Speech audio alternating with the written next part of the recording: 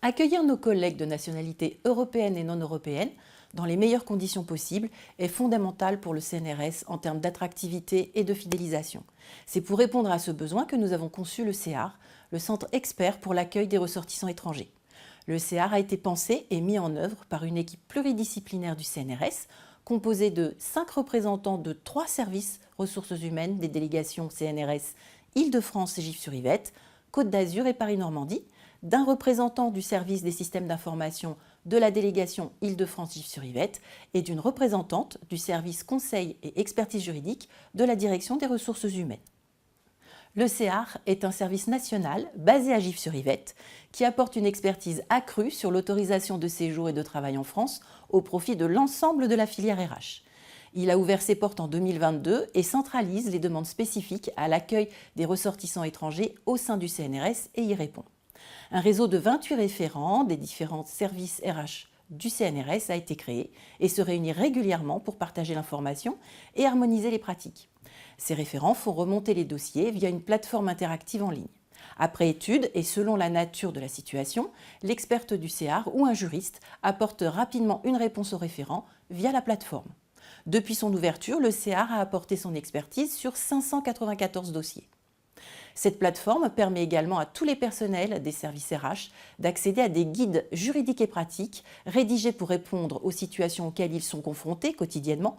Par exemple, déterminer la procédure d'accueil d'un chercheur chinois qui travaille en Australie ou faire une demande d'autorisation de travail auprès du ministère de l'Intérieur pour recruter un ingénieur d'études. Le CEAR propose aussi de l'information directement auprès des agents. Notre webinaire de lancement, par exemple, sur la première déclaration de revenus en France, a été suivi par 440 personnes.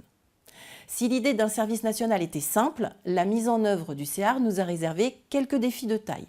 Tout d'abord, il était nécessaire de construire dans un temps très court une plateforme d'utilisation simple et fluide afin de ne pas ajouter de lourdeur à l'activité des référents des services RH.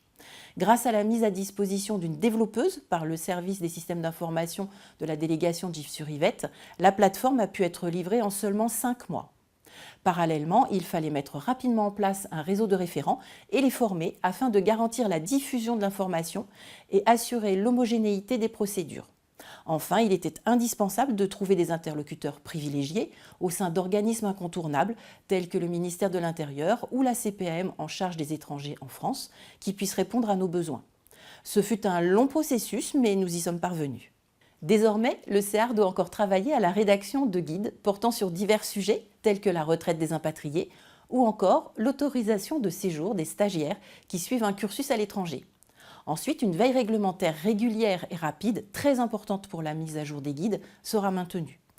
La raison d'être du centre expert est de rester un facilitateur pour l'accueil de nos collègues étrangers. Leur nombre ne cesse d'augmenter au cours des années. Le CEAR va donc s'adapter aux besoins des services RH en constante évolution pour répondre à leurs attentes, tout en s'assurant de l'application de la réglementation en vigueur.